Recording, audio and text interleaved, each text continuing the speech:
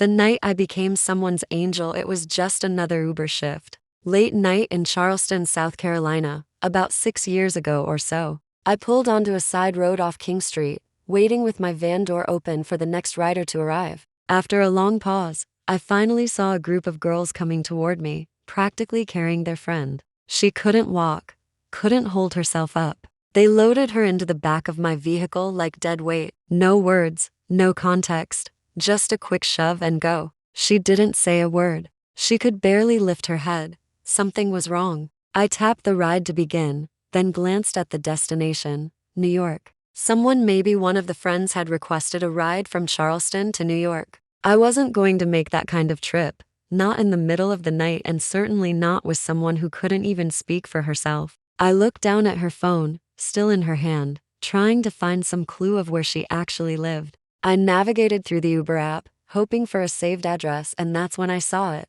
A frequent drop-off, her job. It was the only real clue I had to go on, so I started driving in that direction, hoping I'd be led somewhere safer, somewhere familiar to her. But when we got there, my heart sank. The place was dark.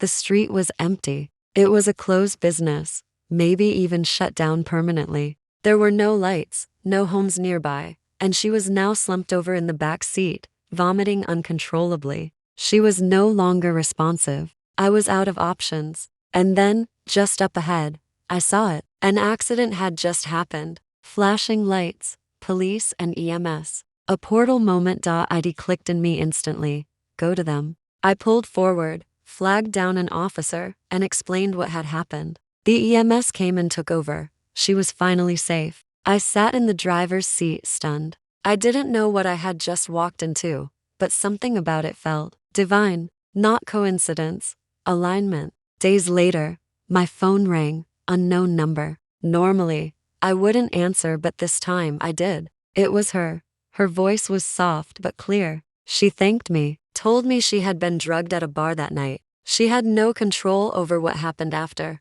They threw her in the first Uber they could find and walked away. That Uber was mine, and I wasn't the kind of person to take advantage. I wasn't going to leave her behind. I wasn't going to disappear and pretend it wasn't my problem. That accident we saw? It was the same intersection I passed on the way to pick her up. It was like the universe looped. Time circled us back to that sacred spot to complete something that needed to be done. I've never forgotten that night. Because sometimes angels don't fall from the sky. Sometimes they drive vans and listen to instinct. Sometimes they notice the destination doesn't feel right and they choose the longer road home. That night, I didn't just save her. I remembered why I'm here.